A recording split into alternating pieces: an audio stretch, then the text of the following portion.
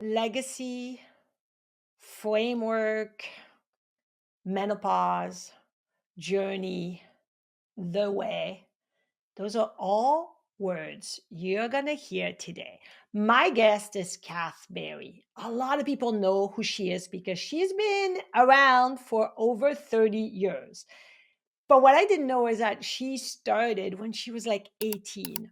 Who in here has started so young? This is so mind blowing to me to start so early and keep 30 years of passion for this medicine that we all love. We talked about menopause because she wrote a book on menopause with a lot of evidence based link that you are going to love what she has to share today. This episode is packed with very heartfelt information, and she shared really personal side of her whole life, including her meeting TCM rock stars that I am so envious of: Giovanni Maciocia and Bob Floss and Peter Denman and all those people. This is so cool. So without further ado, let's bring on Kath Berry to the AcuPro Show. Let's go.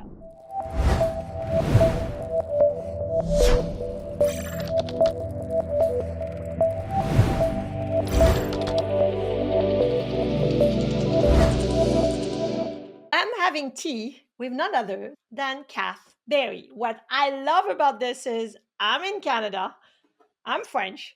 Kath is Australian and she's living in Ibiza, which is an island of Spain. It's a Spanish island. So, welcome to the AcuPro Show. Finally, Miss Kath Berry. Oh, thank you so much for having me. And isn't it incredible that this is our first time connecting, having overlapped for so many years? And I just want to say I am such a huge fan. I always follow your work and I think it's incredible how much you do. I always sometimes wonder that there might be like 5 of you and you've cloned yourself to be so prolific.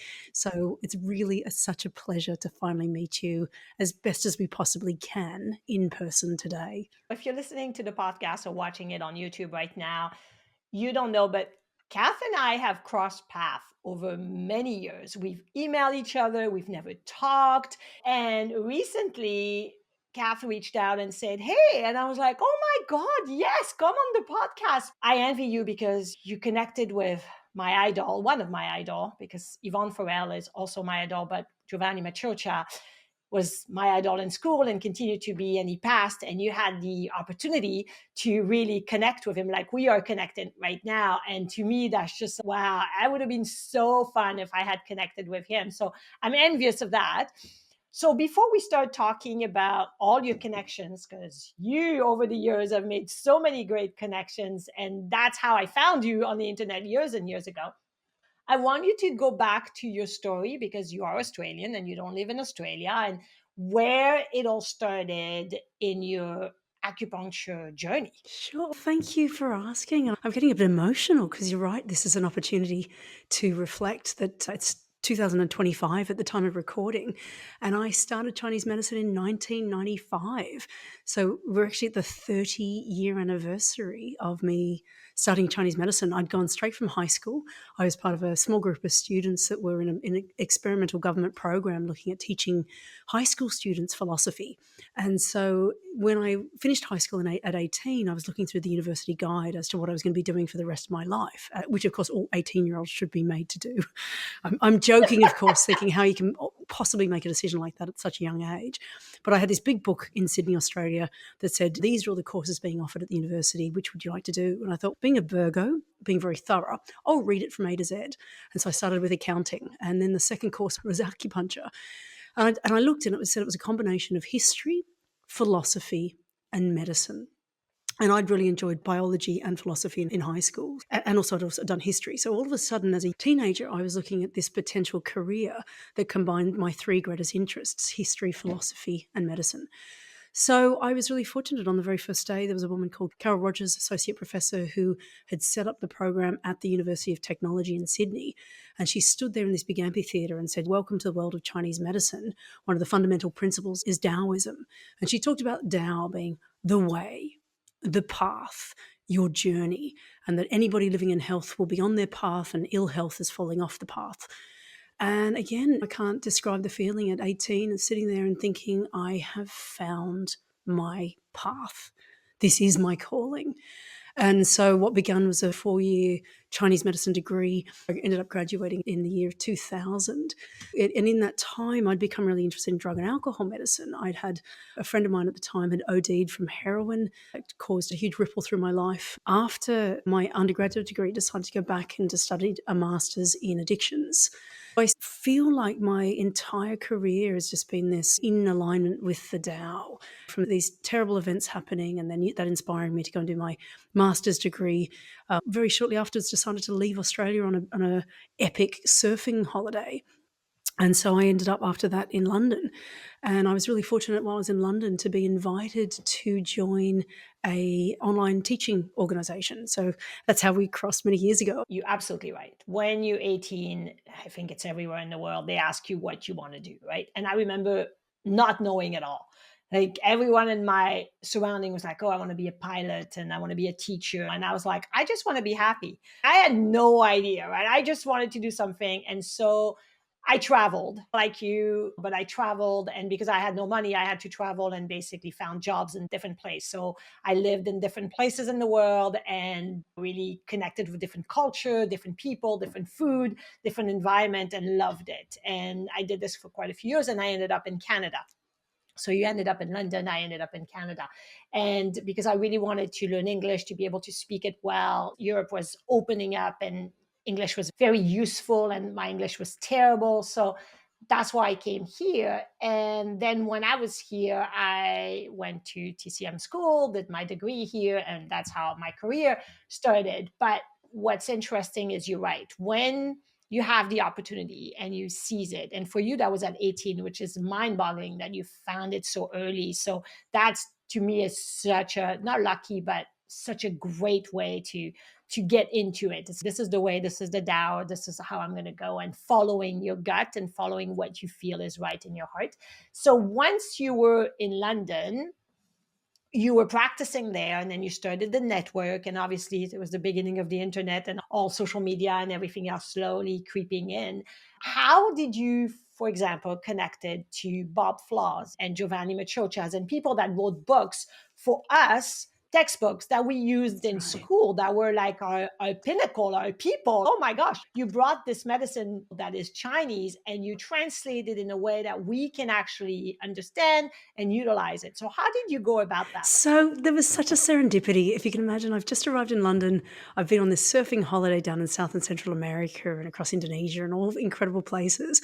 Flat broke Australian backpacker. It's 2008. And I had just enough money to be able to pay for myself to go to the British Acupuncture Council conference. And so I went along. And this is a bit embarrassing, but I went along and I was standing in the queue to enter. And there was a guy in front of me. And I tapped him on the shoulder and I said, "Excuse me, are you Peter Deadman?" And he turned around and said, "Yes." And I said, "Can I have a photograph with you?" And I kid you not, I've still got that photograph to this very day. And so Giovanni was at that Yay! conference. So Giovanni was there at the British Acupuncture conference in 2008. I met Peter Deadman. And this is, of course, again, for back in the golden age where conferences were where you went to learn, to meet, to connect, have a coffee, to chat. It was that real IRL, in real life stuff. So I was there, just arrived in London, met Peter Deadman, and I was really fortunate to meet a wonderful man, Jim Belcher, who runs Balance Healthcare, and he'd partnered with Peter Deadman in the Journal of Chinese Medicine. And so I got a job running the education program for Balance and the Journal of Chinese Medicine. Because I was their CPD organizer, my job was to cherry pick wonderful speakers, meet them in person. We ran face-to-face events. That's where I met Julian Scott, Honorary Wolf. I really have met the most inspirational people in person through running those education events. And that's why it was a really natural transition for me to move on to online education, because here I was, an Australian acupuncturist, standing in the room with all these giants of the profession, Angela Hicks, oh my gosh, gorgeous woman, and thinking to myself, all my colleagues in Australia don't have this luxury that I do of being here in person. In 2010, I launched an online education company, and that was really so that I could take these people that I was with in a room and broadcast them to my friends and colleagues back in Australia. And of course, now we know the internet is an amazing space for those sorts of learnings. But really, one of the things, I guess, as a commentary that I'd like to make here in 2025 is I feel like we need to go back to face to face. One of the things is that COVID pushed us all online, and I am desperately now a pro advocate for online learning. I'm now like championing, can we all get back in a room together, please? Because I really miss it. And I really would love there to be more of a balance. I feel like I love that you and I are here together today and people are driving in their cars or listening at work or in their clinic. But I would love for us to look at ways of discovering how we can be back in rooms together, because I feel like that's what's missing from our profession. I like that idea of what I once called professional citizenship, is this belonging to a community. And I feel like I'd like to be in a room again with my friends and colleagues. It's really funny you mentioned it has been many years, and I had this incredible experience of through the webinars. I had said to Giovanni, would you like to record some work with us? One of them was a menopause subject. And so I went to his house in Positano on the Amalfi Coast, and we spent a couple of days recording his webinars.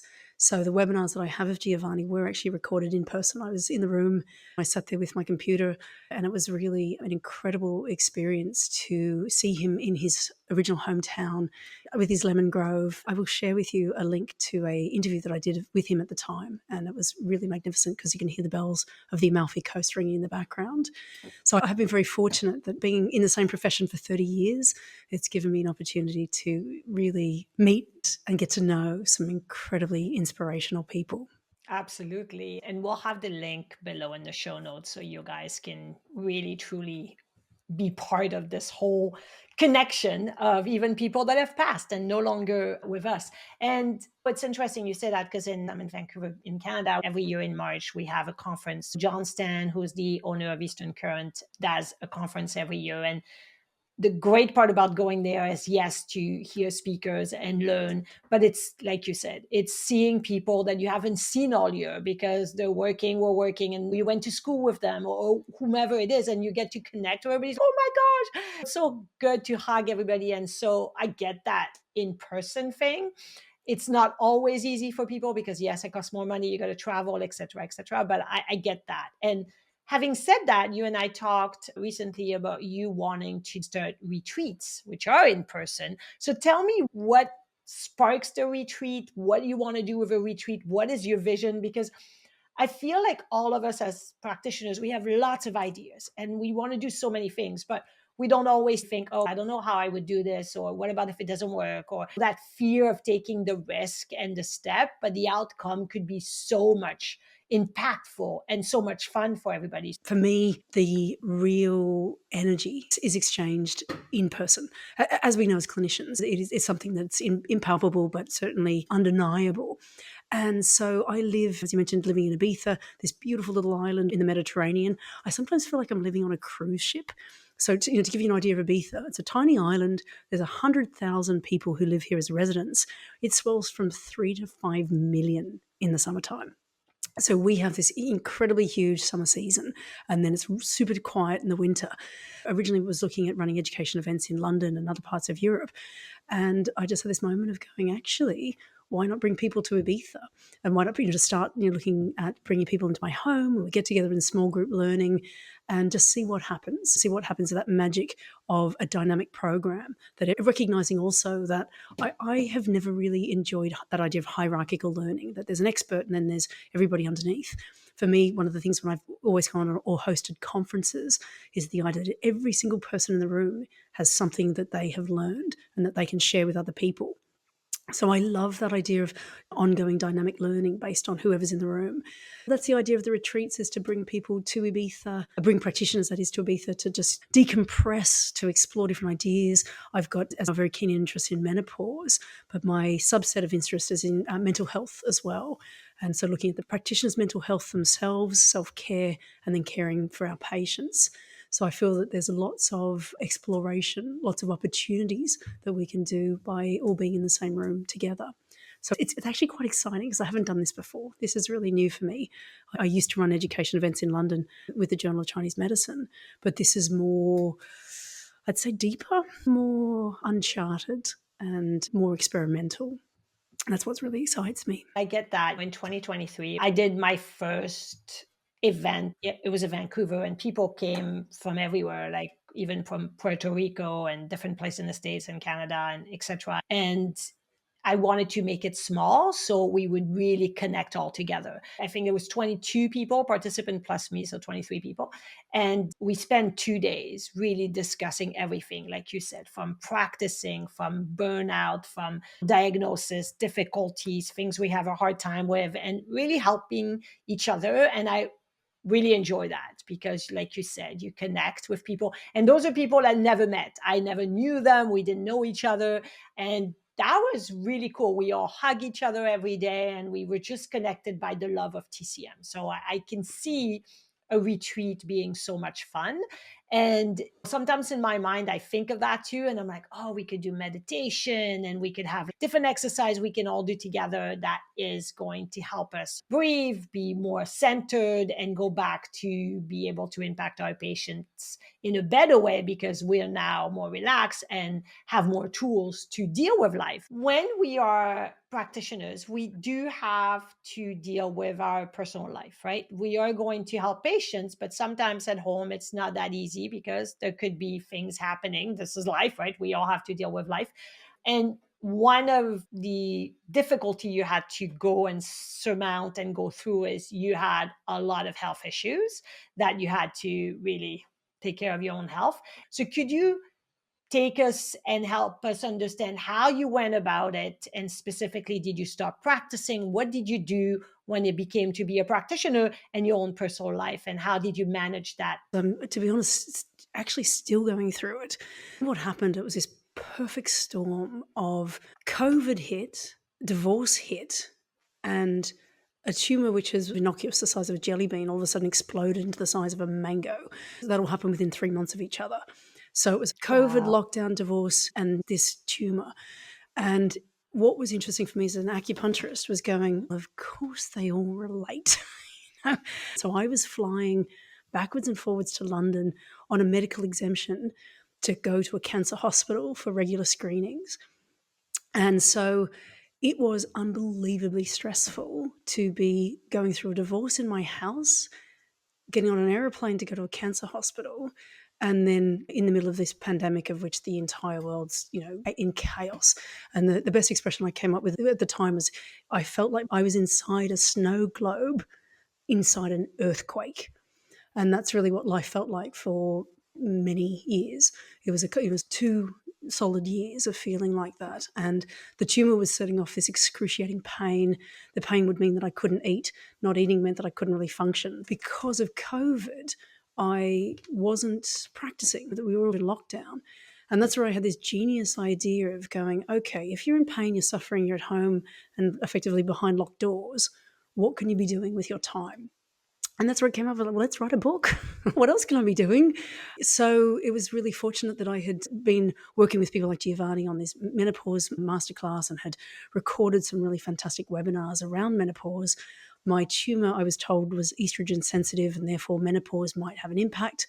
I knew that I couldn't take HRT potentially because of the risk that the tumor would continue to grow. So menopause seemed like a really good subject to be looking at what is the alternative treatment to HRT for menopause based on having this tumor diagnosis.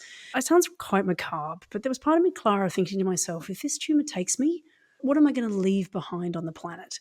And I thought, books are pretty awesome. If you leave a book on the planet, it means you've been here, you've learnt something, you've put it all together in something that's made it easy for somebody else to learn, and then you've left and evolved into the next world, whatever that means. I don't think it's macabre. I think it's you wanting to leave a Yeah. legacy and a piece of you to impact the world. So, although it was a distraction, right? It Yeah. is a distraction.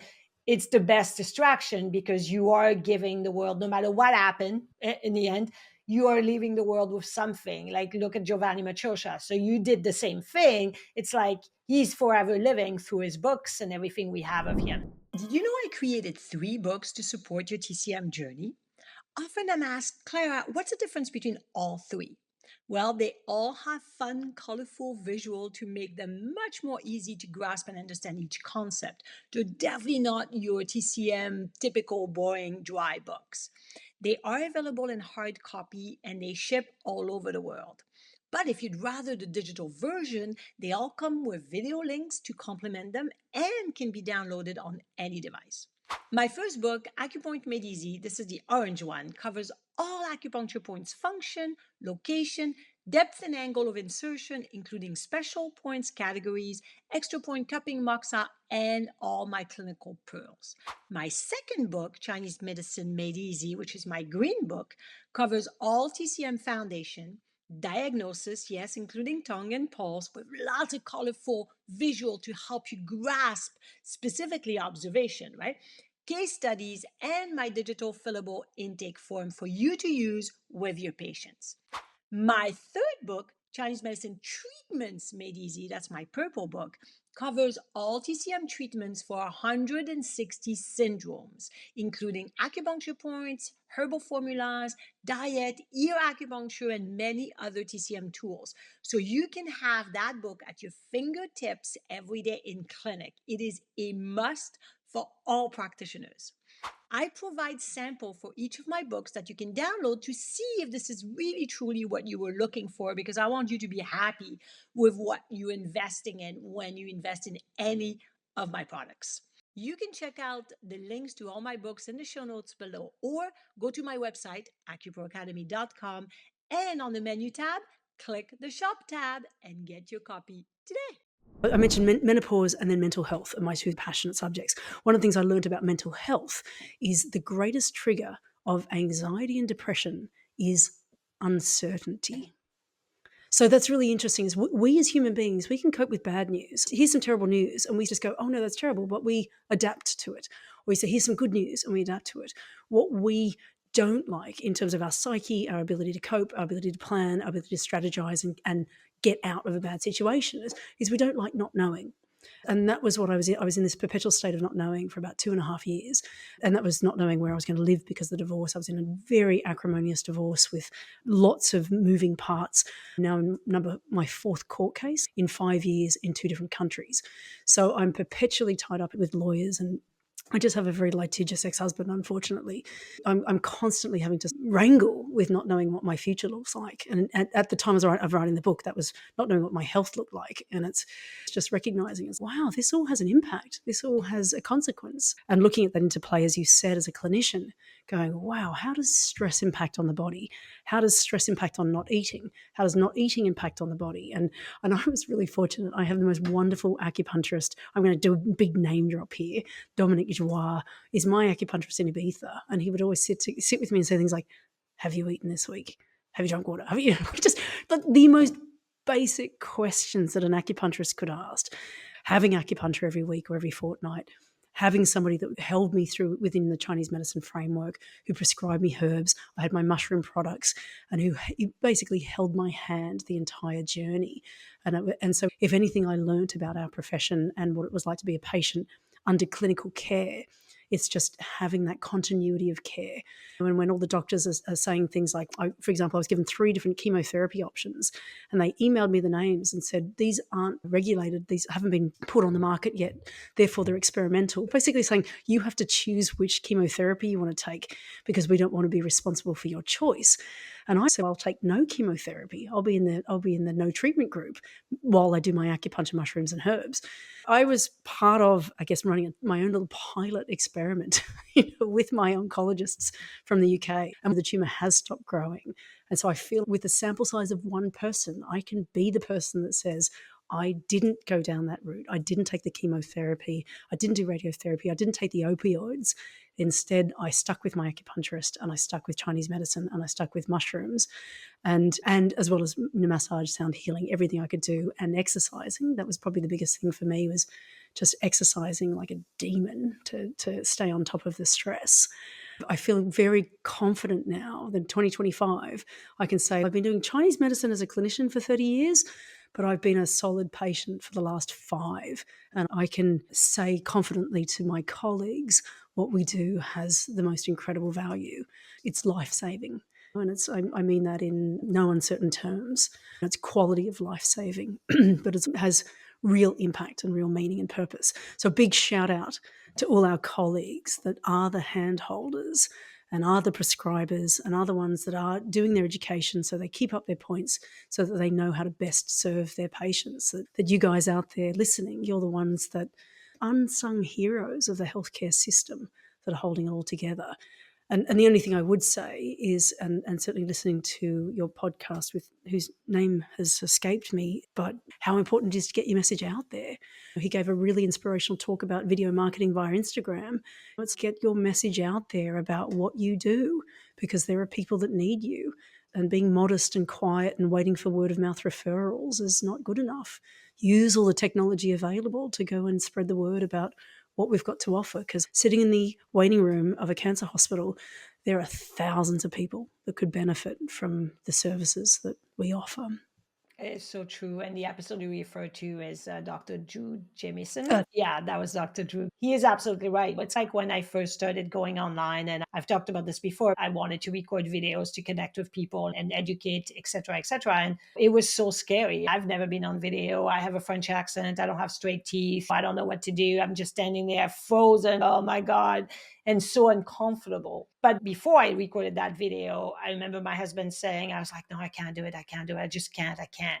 And he's like, do you want to help people? Do you want to make an impact? I'm like, yes. And he goes, who cares? Then go for it. Otherwise, you can't do it. Jump in. And if some people don't like the way you look, then they can mm, just not watch. mm, And it was all me in my head, because in the end, it's absolutely serving people. And the more I did it, the more I got comfortable with being on camera and not caring about what I look like, but more what the message is about. You're absolutely right. It's delivering your message. And when you have patients that come in and don't know that, for example, you have a breech baby and we can help turn this breech baby naturally, and we have an option that's safe, effective, and natural, non-invasive, then they can tell their sister, they can tell their friend. So once you post that online and someone sees it, eventually when someone they know has a breech baby, they're like, wait a minute, I heard that acupuncturist can do that. It's aha. So sending that message, sharing, educating is the way to go. Now, you did your masterclass on menopause, which is a course that we'll put the link below. You guys can totally check it out, because it's a very comprehensive, amazing course on menopause. And we all know all women are going to go through it. It's just not bypassing it. That's just the way it is, right? So, and I'm in my late 50s, and Kath is in her late 40s. So we're all dipping into that menopause bath. And so it's very important. And I assume you wrote the book. Tell me if you wrote the book after or before the whole online course masterclass. And tell me a bit about this book, which if you're on YouTube, you can watch right now. It's a very thick book. Kath can show you. She has it there. It's quite thick. There's a lot into it. And this book brings a lot of scientific evidence, a lot of really good information. And so can you tell me first, did you write the book first or the class first? And what did you want to put in the book that would serve every practitioner, which in turn would serve obviously their patients? yeah, thank you for asking. So the book is, as I was saying, a legacy project. So I've been diagnosed with this tumor. I knew it was hormone sensitive. I was really interested in what menopause looked like for me personally, and what was happening for me around the same time. So this is around 2015. When I first got diagnosed, is I was having women come into my acupuncture practice, and they were going through menopausal symptoms. And I started looking around going, where's the resource that I can pull out of to help these patients? And there wasn't one. Honora Lee Wolf had written a book on menopause in 1995. By that stage, it was fairly dated and it was aimed at the general public. But I just couldn't find really good information about menopause. And so again, the first person I contacted was Giovanni. So I contacted Giovanni Maciocia. We did our menopause recording, and I started getting Professor Bruce Robinson, who is a physician, and Peter Dedman, who I'd known in person, Julian Scott, Honora involved. So I got a big collection of all these people that I'd mentioned that I'd met over the years who'd been training and saying, please tell me what you know about menopause. The webinars came first. This was between sort of 2016, 17 and 18. Although Giovanni's we recorded in 2010, it must have been. Like I'd basically been pulling together all these information saying, I need to do like a patchwork quilt of information. And so, for example, Rebecca Avon and her 5-element perspective. And so I was looking at all the different parts that would be most representative to help practitioners help people go through menopause. I feel really confident now that this is a masterclass. And so that was contained. And then, of course, towards the end of 2019, being my co-author, Natalie Chandra Saunders, who is an incredible writer. She's an incredible researcher, speaks and reads in Mandarin. She's done a biomedicine degree and a diploma in pharmacy. So she has this incredible skill set. And we sat with this material. And as February, March 2020 rolled over, and we thought, we're now stuck at home. I'm now in excruciating pain. And that's where the idea of the book came from, is we had all of the content recorded, 24 hours of material that we decided to condense into a book. What we did is we made a vow at the beginning of that project is we thought, we're going to make this evidence-based. We don't want it to just be of interest to Chinese medicine practitioners. We want other health professionals, medical doctors. We want this to be really watertight in terms of its evidence base. So everything was hyper-researched. We have hundreds of links, the ebook itself. So the printed book, which I just showed you, this big, thick, heavy book, which just incidentally weighs about the same as my cat, because sometimes I just put the book on my bed and I can't work out whether the cat is asleep next to me or whether it's the book. So it's lovely having a cat-heavy book. As part of that the ebook actually has all the hyperlinks. So there's hundreds of hyperlinks. Each chapter is linked to the resources which we used, which means that anybody who's geeky and wants to follow through the evidence, we've made it all available that you can click through and follow and look at all the different research papers that we've used to inform the book. That's where the print copy falls down, as of course the references are at the end, but the ebook has it all hyperlinked so that you can actually just sit there and go on those wonderful little clicking trails that you often do if you're as interested in research as I am. Yeah, I have to be very upfront that the book isn't a collection of my clinical work. It's a collection of experts that have been working in the field for many years, of the research that backs that up, and of other physicians like Dr. Brian Grossam, who had released his book on hot flashes that came out around the time we were in the final stages of producing ours. So he came on as our clinical editor. And then we also had Dr. Susan Cochrane, who's from Australia. So again, we had this incredible team of the original people who contributed to the content. And then off the back of that, we then, 4 of us, made sure that this book came to life. And it really was, as you say, we talked about legacy. I felt that so much information was sitting in these webinars. And I thought, what's the next evolution? What would be really helpful? And one of the things with the book is, one of the things I like to do with my patients is I love, when they're in my practice, opening up a book and showing them what page number they are. And this comes from when I did my research degree. And one of the things I discovered is there's a thing called the therapeutic framework. And that is that where Chinese medicine has a strength is every patient that walks in the room, we can say something like, yes, your liver qi stagnation with spleen deficiency.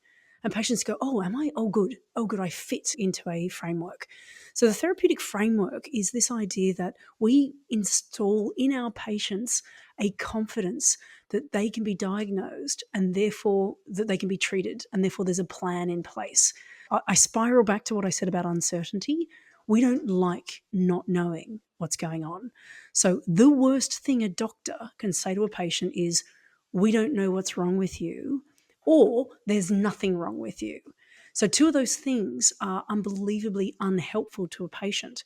And so the flip of that is a Chinese medicine practitioner saying, yes, I know exactly what's wrong with you, showing a patient where they fit, what your plan is, what their diagnosis is, what they can and can't be doing to make this better or worse, gives patients this incredible sense of safety, security, and that's actually part of the healing process. That's one of the things I just specifically designed this book the way I like to work. And I encourage anyone that has a copy of the book, please take a photograph of the page that's relevant to your patient.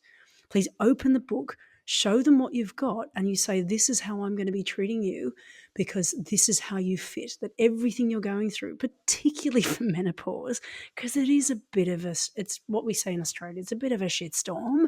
It means you've got a lot of stuff going on, that having for True. patients being able to go, do you know what? I feel like I'm in crisis, but this person, they've got me covered. Because on page 356 of that textbook, they know that's me.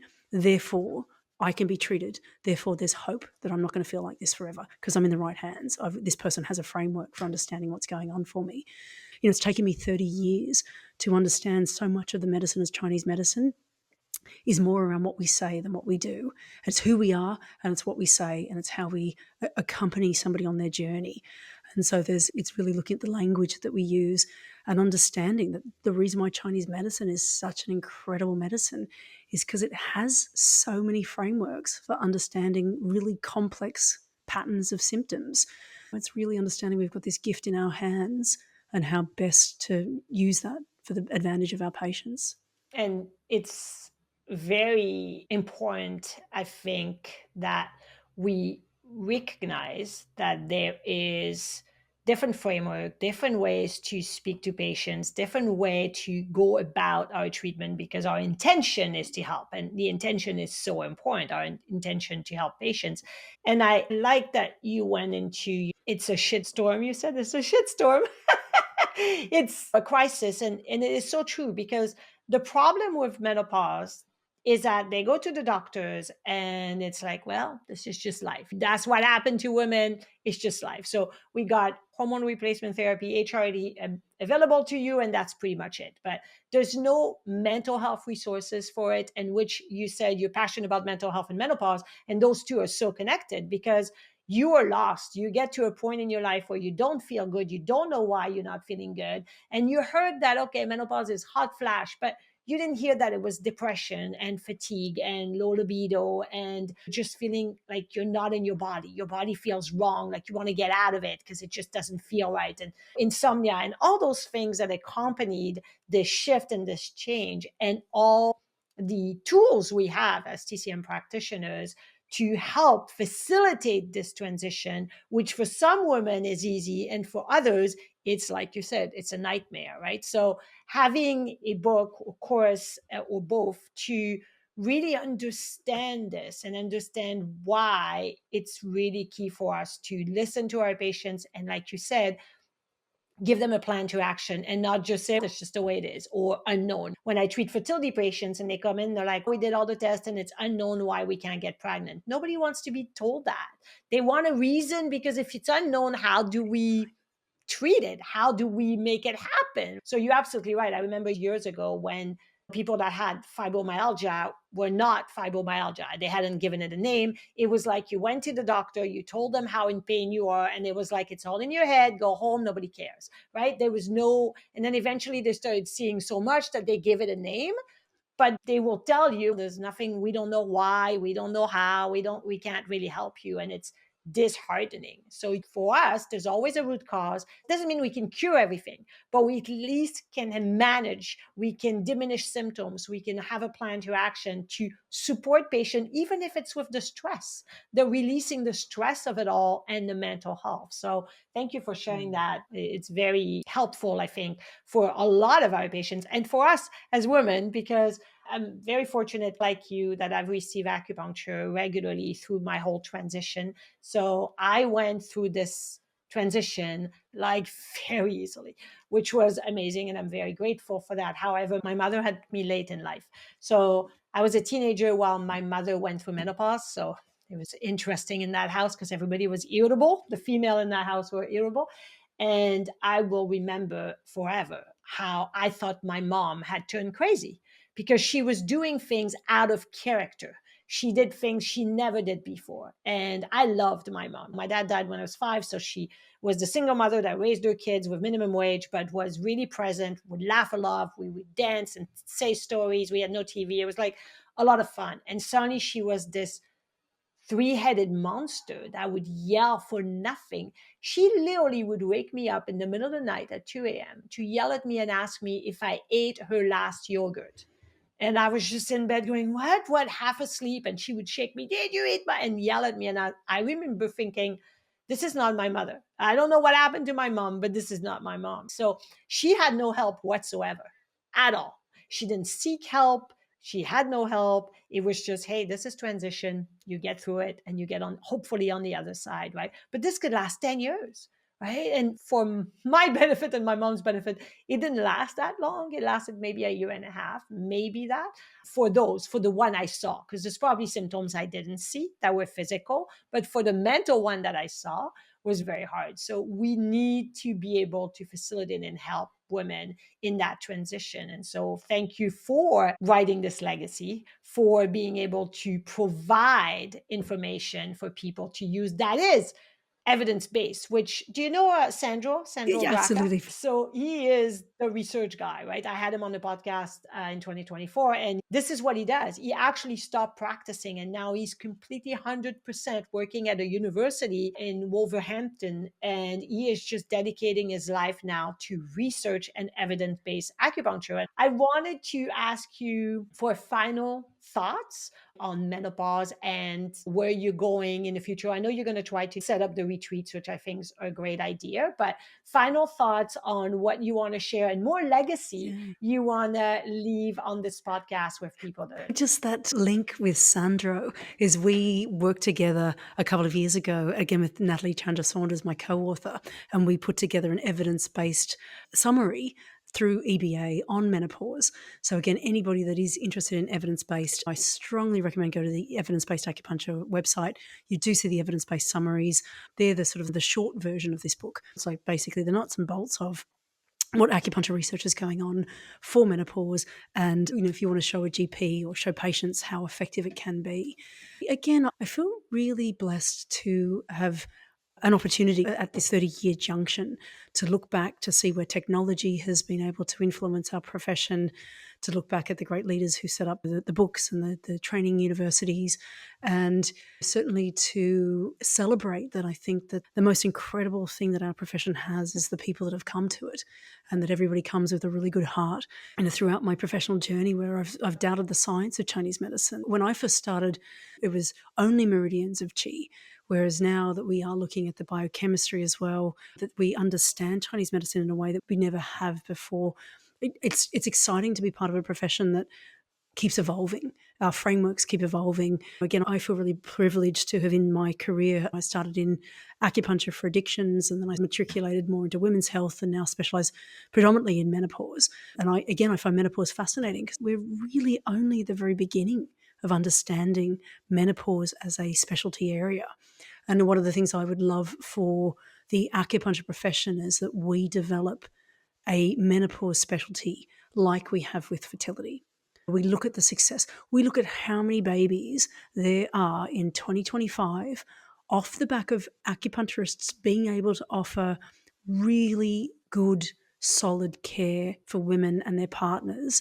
And the idea that those babies are a product of acupuncturists being interested, acupuncturists learning, acupuncturists being dedicated to training, to the patients coming along to practice, and this idea that fertility has been one of the most successful areas of acupuncture.